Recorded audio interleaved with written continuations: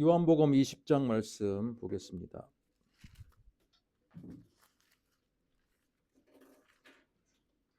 요한복음 20장 19절에서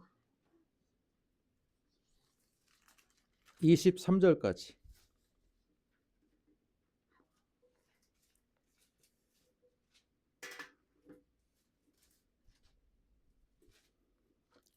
한 목소리로 같이 읽겠습니다. 이날 곧 안식 후 첫날 저녁 때 제자들이 유대인들을 두려워하여 모인 곳의 문들을 닫았더니 예수께서 오사 가운데 서서 이르시되 너희에게 평강이 있을지어다. 이 말씀을 하시고 손과 옆구리를 보이시니 제자들이 주를 보고 기뻐하더라. 예수께서 또 이르시되 너희에게 평강이 있을지어다. 아버지께서 나를 보내신 것 같이 나도 너희를 보내노라. 이 말씀을 하시고 그들을 향하사 숨을 내쉬며 이르시되 성령을 받으라. 너희가 누구의 죄든지 사하면 사하여질 것이요 누구의 죄든지 그대로 두면 그대로 있으리라 하시니라. 아멘. 오늘 우리가 읽은 이 말씀 가지고 부활하신 주님을 만나고서 일어난 변화라는 제목으로 우리가 말씀을 듣도록 하겠습니다. 오늘 부활주일입니다. 지난주 종료주일을 맞이했고요. 고난주간을 한 주간을 거쳐서 부활주일을 맞이했습니다. 부활이라는 것이 부활이라는 사건만 딱 떼놓고 보면 굉장히 영광스러운 사건이고 단위례적인 사건으로 우리는 알 수 있지만 그 전에 종료주일이 있었고 고난주간이 있었고 고난을 통과한 후에야 비로소 부활주일이 시작이 된다라는 것을 우리가 알 수가 있습니다. 현대 우리가 살고 있는 시대는 굉장히 어려운 시대입니다. 부모님의 말씀을 들어보면 과거에도 어려운 시대였습니다.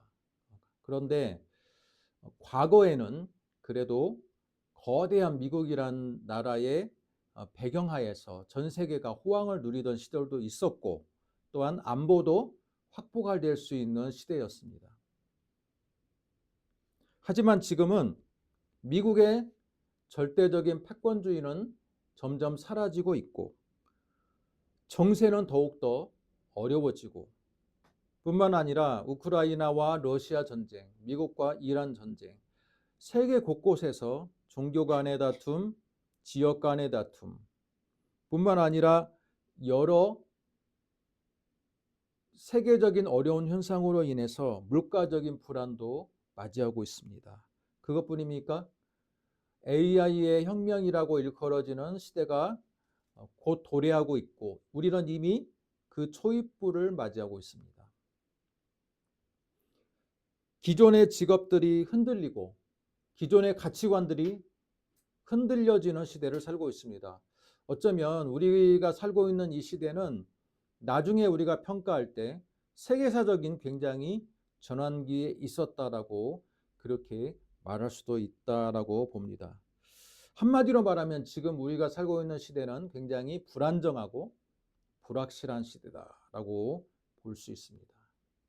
바로 이 불안정하고 불확실한 시대에 과연 예수님의 부활절을 맞이해서 우리 예수님의 이 부활 사건이 불안정하고 불확실한 현대인의 그 마음속에 어떤 의미가 있고 또한 어떤 교훈이 있을지 우리가 한번 오늘 말씀을 통해서 살펴보았으면 좋겠습니다.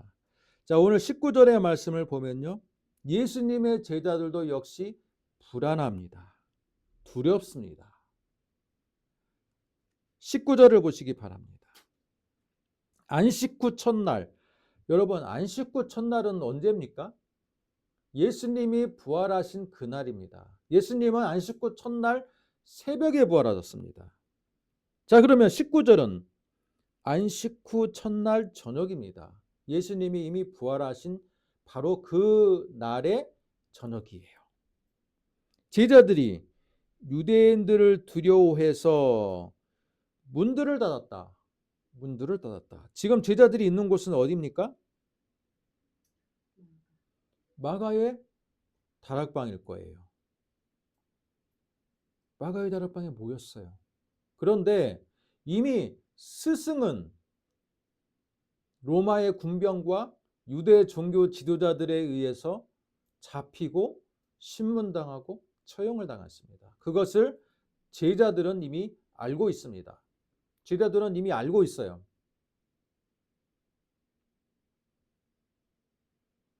그러다 보니 나도 같이 우리 스승에 의해서 어때요? 스승에 의해서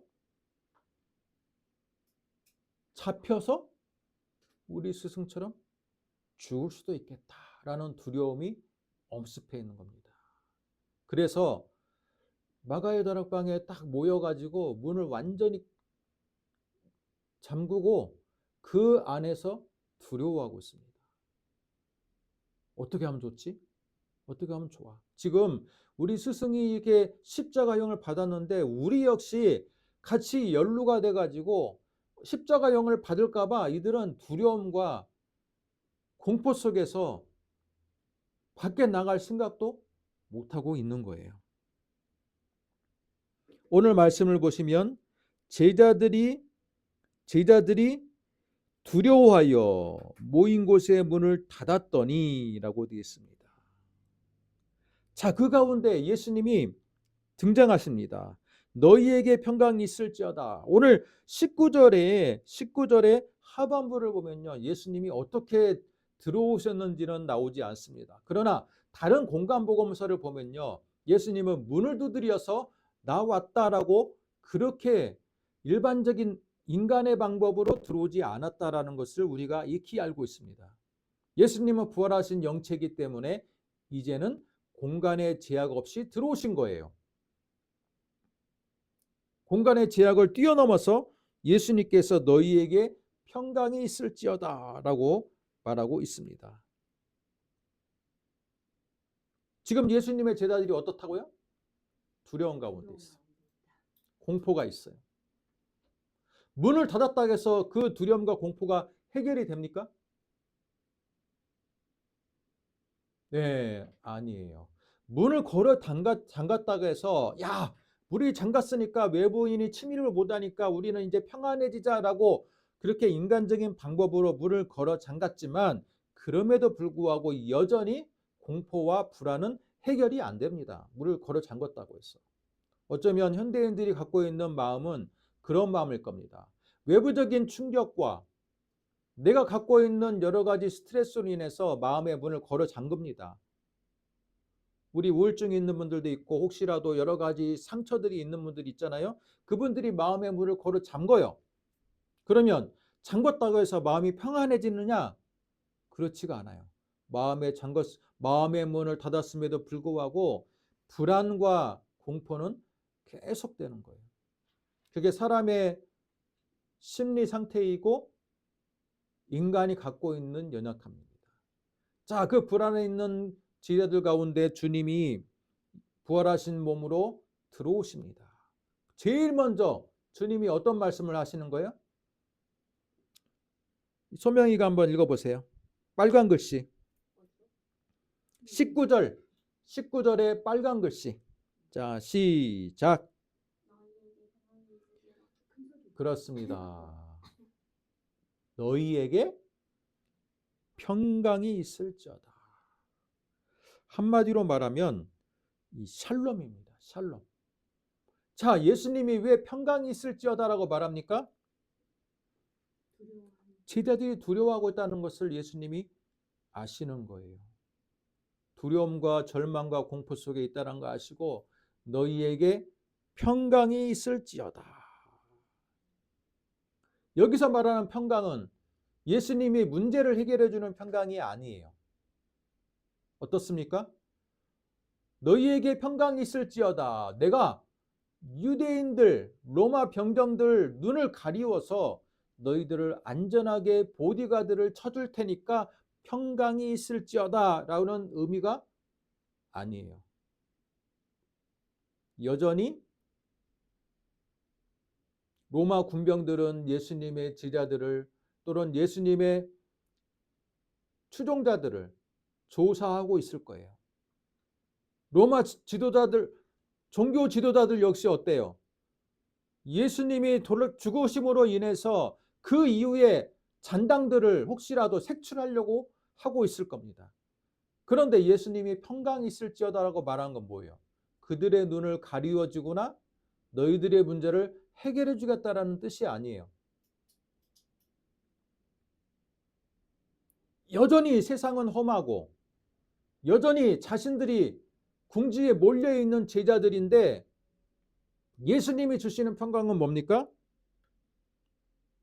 사망 권세를 이기신 내가 너희들과 함께하기 때문에 오는 평안입니다.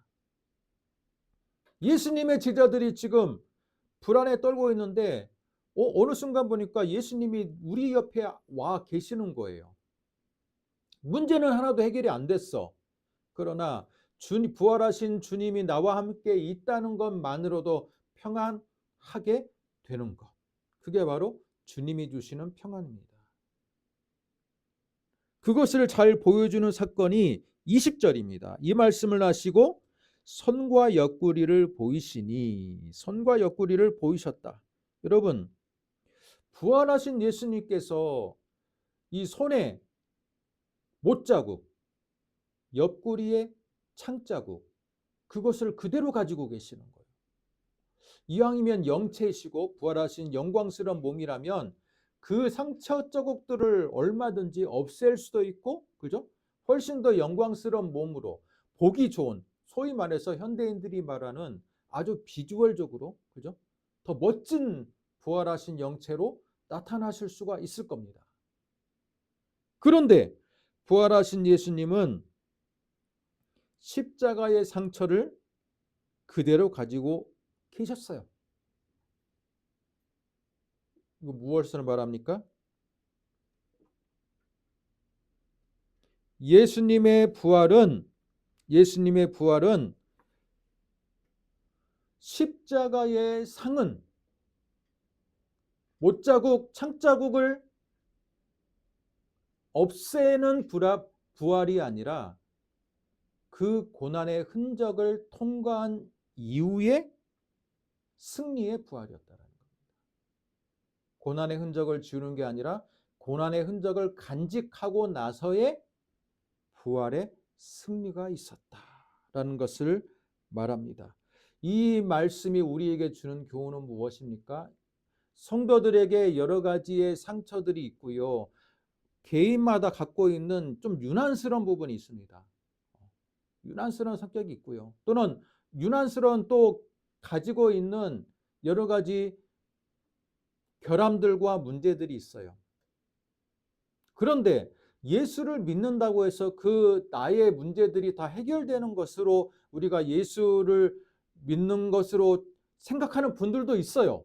예수를 믿으면 나의 창자국, 못자국, 나의 채찍자국 다 사라지고 부활하신 예수님과 우리는 영광스러운 삶을 함께 동행하게 된다라고 그렇게 생각하는 분들도 신앙인들 가운데 많이 계십니다. 그러나 예수님은 그렇지 않았다는 거예요. 고난의 흔적들을 그대로 가지고 나서 부활의 영광을 제자들에게 함께 나누었다라는 겁니다. 그건 뭡니까? 예수를 믿음에도 불구하고 내가 옛날에 거쳐왔던 고난의 흔적들 또는 마음의 상처들 그것들을 우리가요 다 문제 해결되기 때문에 예수를 믿는 게 아니라는 거예요. 그 상처들을 그대로 가지고 있음에도 불구하고 예수님이 나에게 오셔서 평안을 전해주시고 우리 안에 주님의 영이 함께 있기 때문에 우리가 그것으로 말미암아 기뻐할 수 있고 함께 샬롬, 주님이 주시는 평강을 누릴 수 있다라는 겁니다. 설교 초반부에 우리가 불확실성의 시대에 살고 있습니다. 그죠? 고통의 시대에 살고 있고 세계사적으로 이런 유례가 없는 매일마다 전쟁과 테러와 가치관의 혼란과 기술의 발전으로 인한 그 인간의 그 존엄성 자체가 위협받고 있는 시대를 살고 있다라고 말했습니다. 이건 어쩔 수 없는 우리의 외부적인 환경입니다. 여러분 자신에게도 개인적인 환경이 또 있을 겁니다. 그러나 이 시대의 부활이 과연 어떤 의미가 있느냐? 예수님과 함께 부활에 참여하면 우리는 영생을 받고 그것으로 인해서 구원을 받고 그건 당연한 것이고, 그거 외에 우리에게 주님의 이러한 불안의 시대에 주님의 부활이 어떤 의미가 있느냐? 무엇입니까? 외부적인 환경의 변화를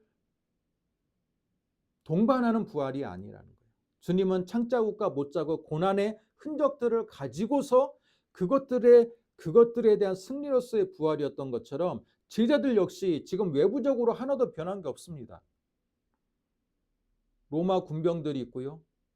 종교 지도자들은 지금도 찾아다니고 있고 마치 현상수배에 걸린 것처럼 계속 찾아다니고 있습니다.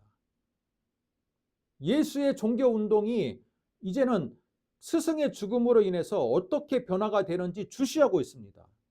그랬을 때 외부적인 변화는 하나도 없지만 부활하신 주님이 오심으로 말미암아 어떤 게 이루어졌습니까? 샬롬이 이루어졌습니다. 너희들의 평강이 있을지어다. 사망 권세를 이기신 분이 주시는 평강입니다.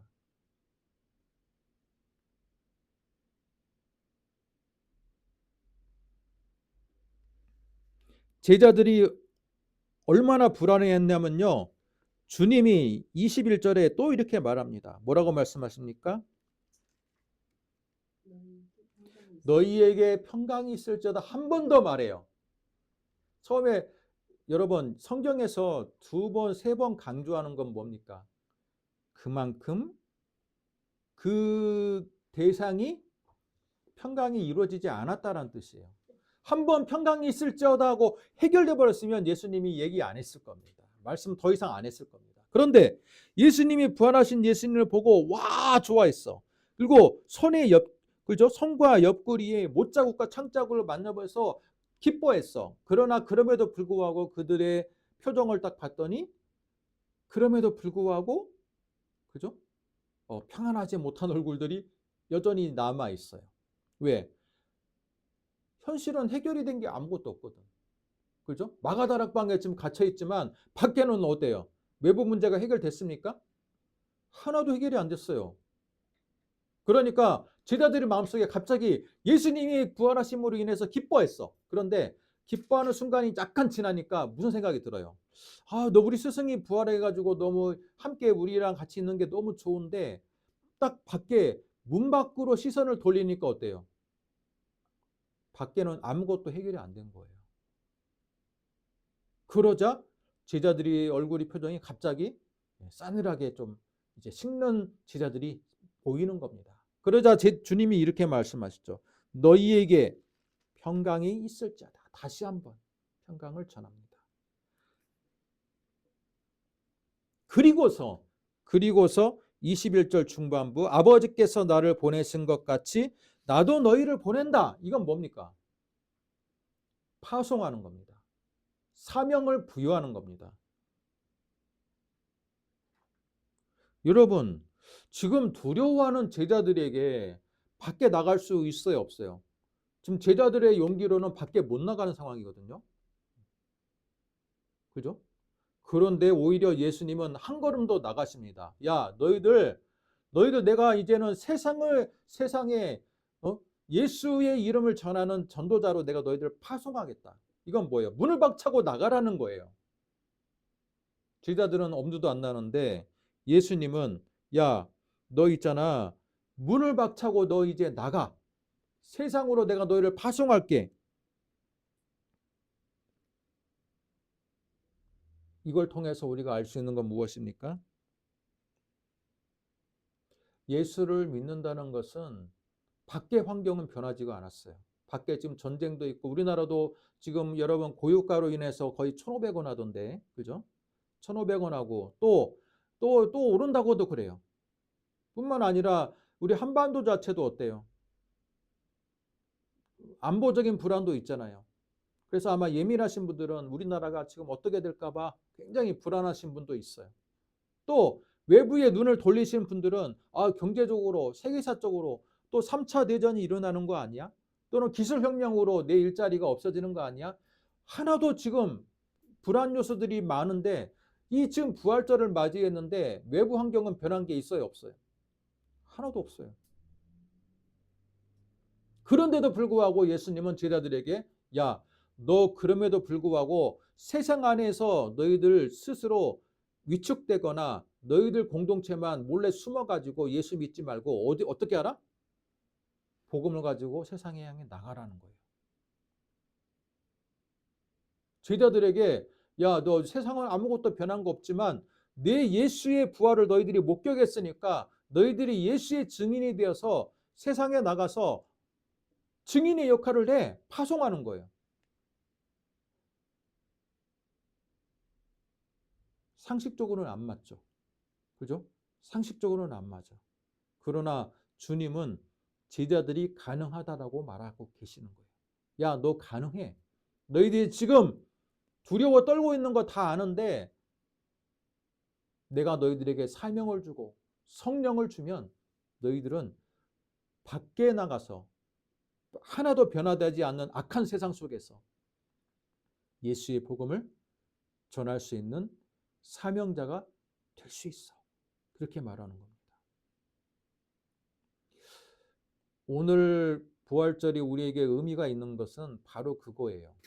나는 예수님의 부활이 있기 때문에 나는 죽어도 천국에 소망이 있어. 그런 내세적인 소망의 부활도 있지만 그거보다 근본적으로 우리 현실 속에서 부활절이 갖는 의미는 뭐냐? 세상은 여전히 악하고 여전히 위험하고 그죠? 여전히 불확실성이 있고 여러 가지의 이 공포감이 우리를 엄습하고 있습니다. 하나도 변한 게 없어. 그럼에도 불구하고 예수님의 부활을 경험하고 믿어지는 제자들에게는 그죠? 위축되어 살지 마라. 너희들 세상이 악하다고 해서 스스로 위축되거나 스스로 내 자신이 부족하다라고 여기지 마. 오히려 성령을 내가 너희들에게 부어줄 테니까 세상을 향해 나가. 나가. 그게 부활절의 주요한 목적이에요. 아멘. 목적입니다. 나만 부활의 소망 갖고 있어. 나만 구원받으면 돼. 나만 영생 얻으면 돼. 이게 부활이 아니에요.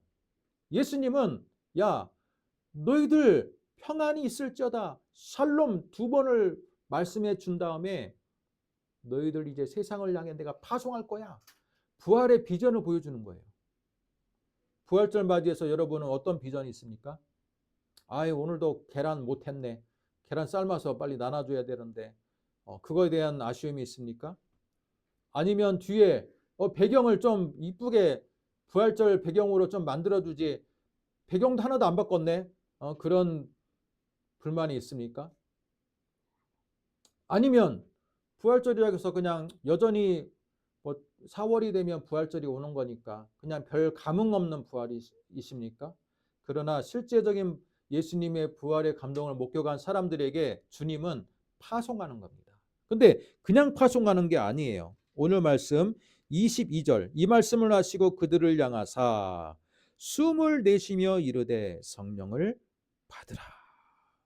여러분 여기서 숨을 내쉬다가요 엠피사오라는 헬라어 단어인데 이 단어가 놀라운 것은 창세기 2장 7절하고도 연관이 있는 단어예요. 예수님 당시에 70인경이라는 헬라어 번역본 성경이 있습니다. 구약을 헬라어로 번역했어요.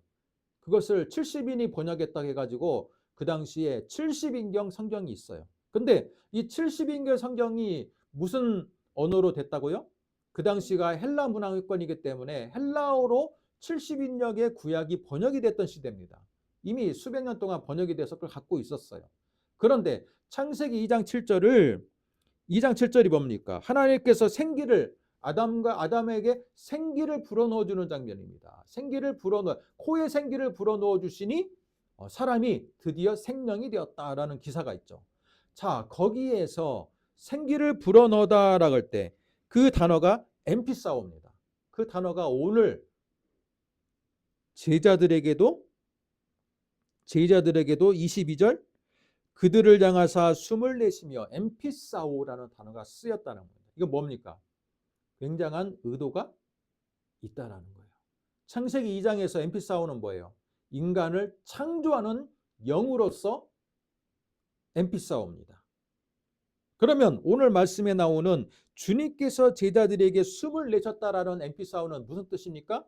제자들을 새롭게 창조하는 뜻이에요. 재창조하는 사건입니다.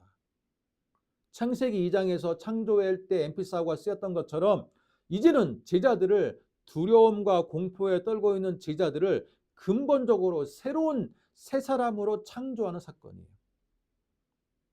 새 사람으로 창조하면서 어때요? 제자들이 이제는 새로운 사람이 되었으니까 너희들 악이 지배하고 있는 세상 속에서 두려움으로 공포로 떠질 말고 나가라. 내가 너희들을 새롭게 창조했어. 그 말이에요.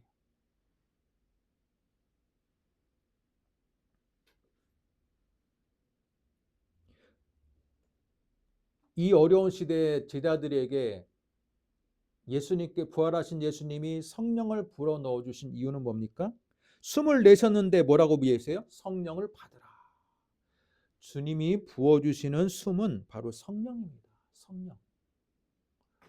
제자들을 재창조하면서 재창조한 제자들에게 뭐를 주시는 거예요? 성령을 불어넣어 주시는 겁니다.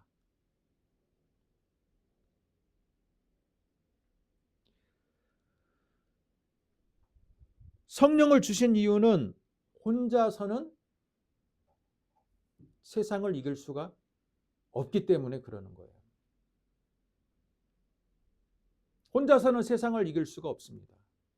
그래서 성령을 부어 넣어 주시면서 내 예수의 영이 너희들과 함께 있을 거니 너희들을 예수의 영이 함께하는 순간 너희들은 이제는 새 사람이 되었다. 새로운 창조물이 되었으니 이제는 새로운 창조물을 가지고 너희들에게 불안과 공포를 주는 세상을 향해 나아가라 라고 말씀을 전해주는 겁니다.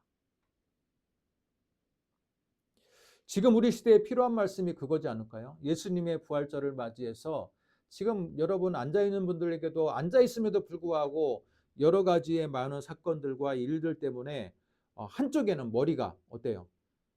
예배당에 와 있으나 한쪽에는 근심 걱정 그런 것들이 우리 안에 있어요.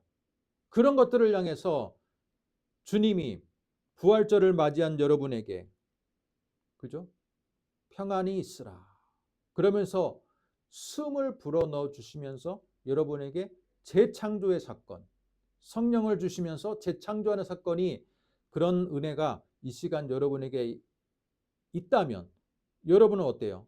여전히 내 안에 있는 여러 문제들이 있음에도 불구하고 우리는 세상을 향해 나아갈 수가 있을 겁니다. 그게 바로 부활절이 우리에게 주는 의미이자 그죠? 힘입니다. 많은 사람들이 부활절하면 계란 받아 먹고 그죠? 맛있는 식사하고 제가 너무 부정적으로 이해합니까? 그리고 예수님이 부활했습니다. 예수님이 부활했습니다 하면서 부활의 기쁨으로만 기뻐하고 끝나요.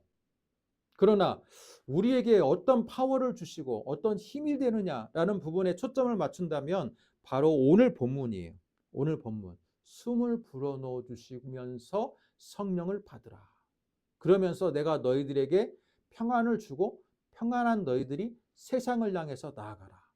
그게 바로 부활절의 진정한 의미가 되지 않을까라고 저는 오늘 말씀을 통해서 여러분에게 말씀을 전달해 드립니다. 그러면서 뭐라고 말합니까? 성령을 받으라. 너희가 누구의 죄든지 사하면 사하여질 것이요 누구의 죄든지 그대로 두면 그대로 있으리라 라고 하면서 권세를 줍니다. 성령만 갖는 게 아니라 너희들이 예수의 이름으로 죄를 사할 수 있는 권세를 주시는 겁니다. 사도에 갖고 있는 사도권을 주시는 거예요. 예수님의 제자들은 이후에 어떻게 됐습니까? 바로 변화가 돼서 맞아 우리 스승님처럼 맞아 나는 정말 나가야지 세상을 향해 나가야지 바로 변화된 게 아니에요. 나중에 보면요 다른 공간복음서를 보면 이렇게 예수님께 사명을 부여받았음에도 불구하고 그렇죠? 다시 이게 숨어 있거나 또는 갈릴리로 가겠다라고 내려 올라가거나 그죠? 여전히 부족합니다. 결국은 이들이 성령에 의해서 온전하게 변화되는 그 시점이 바로 예수님의 부활 이후 오순절 성령 사건 이후로 완전하게 그들이 변화가 됩니다. 그러면 오순절 사건의 이들의 변화는 결국 무엇이냐? 그것을 이미 예수님이 미리 알려주는 사건이 오늘 말씀인 거예요. 숨을 내쉬며 불어넣어 주시며 성령을 받으라. 내가 너희들을 세상에 파송할 것이다를 이미 오순절 사건을 예수님이 미리 아시고 미리 지금 알려주시는 거예요. 알려주시는.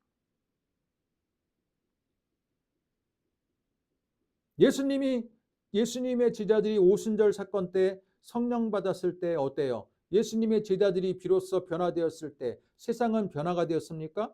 세상은 여전히 악한 세상이었고 예수님의 제자들을 여전히 주시하고 사도행전 3장 4장을 보면 어때요? 예수님의 제자들 베드로와 요한을 부릅니다. 사내들은 공의해서 신문합니다. 꼬투리 잡아가지고 똑같이 처형하려고. 그런데 그들이 어때요? 우리 여러분 나중에 사도행전 3장 4장을 보면 어때요? 예수님의 제자들 베드로와 요한이 이제는 두려워하지 않는 사람이 됐어요. 뭐라고 말합니까? 야, 너희들이 잡아 죽인 예수가 부활했고 그 부활의 능력이 이제는 부활의 능력으로 내가 이렇게 복음을 전하는 거야 라고 담대하게 얘기하는 거예요. 이 사람들이 불과 며칠, 여러분 몇 달 만에 변화됐습니까? 오순절이면 며칠이에요? 50일 만에 이렇게 변화가 됐어. 2달 만에. 여러분 두세 달 만에 사람이 이렇게 변화될 수가 있습니까? 지금은 그 전에는 어때요? 문을 꼭 잠그고 두려움에 떨고 있고요. 아이고 나 진짜 괜히 스승 잘못 만나가지고 인생이 지금 망가졌구나. 그러면서 나도 죽을 위기에 처했네 했던 사람이 두세 달 만에 성령을 받더니 어때요? 맞아요. 죽음을 두려워하지 않고 예수의 복음을 전하는 사람이 됐어. 그것을 예수님이 그죠?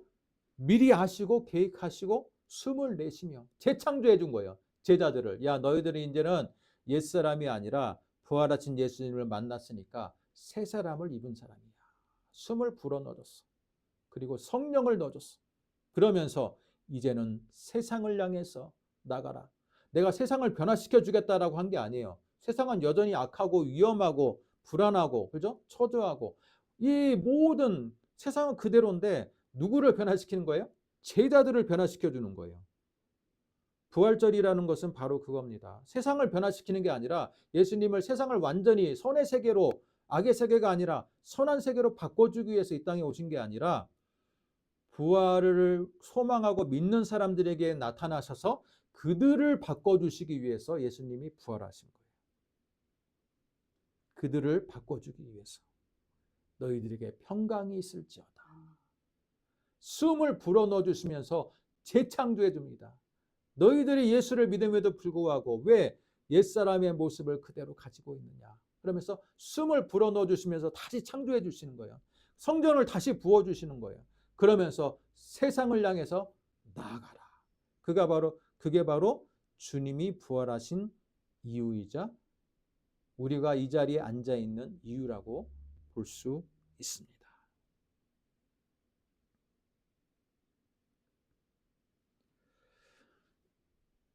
여러분은 어떻습니까? 지금도 제자들처럼 닫힌 문 가운데 있습니까? 이제는 문을 여시고 부활하신 예수님을 내가 말씀 속에서 만났다면 이제는 주님이 나에게 부여해 주신 그 숨결이 남아있다면 그 성령의 흔적을 성령을 가지고 세상을 향해서 나아가는 게 부활절의 진정한 의미이자 목적이 될 줄로 믿습니다. 기도하겠습니다. 하나님 감사합니다. 오늘 부활절을 맞이해서 주님의 부활이 단지 내세에 대한 소망인지 구원에 대한 확신인지 우리가 너무 피상적으로 알고 있던 그 지식이 실제로 우리의 환경 속에서 우리를 재창조하는 사건이고 환경의 변화보다는 예수를 믿는 제자들의 변화의 사건임을 오늘 말씀을 통해서 우리가 듣게 되었습니다. 이것을 통해서 우리가 세상을 향해서 이제는 나아갈 수가 있는 줄로 믿습니다. 우리에게 평강을 주신 주님, 그 능력을 가지고 우리를 재창조해 주신 주님의 능력을 가지고 성령의 동행을 가지고 우리가 이제는 여전히 우리를 위협하고 우리를 불안에 떨게 만드는 세상 가운데 우리는 파송받은 사람이고 그 가운데서 우리가 해야 될 사명이 있음을 우리가 기억합니다. 주님 이 시간도 부활절을 맞이해서 우리에게 그런 소망과 믿음과 은혜를 주셔서 언제나 예수 믿는 사람의 능력을 가지고 그 권세를 당당하게 사용하며 세상을 향해 나아가는 믿음의 백성들 될 수 있도록 은혜 베풀어 주시옵소서. 믿사오며 예수님의 이름으로 기도드립니다. 아멘.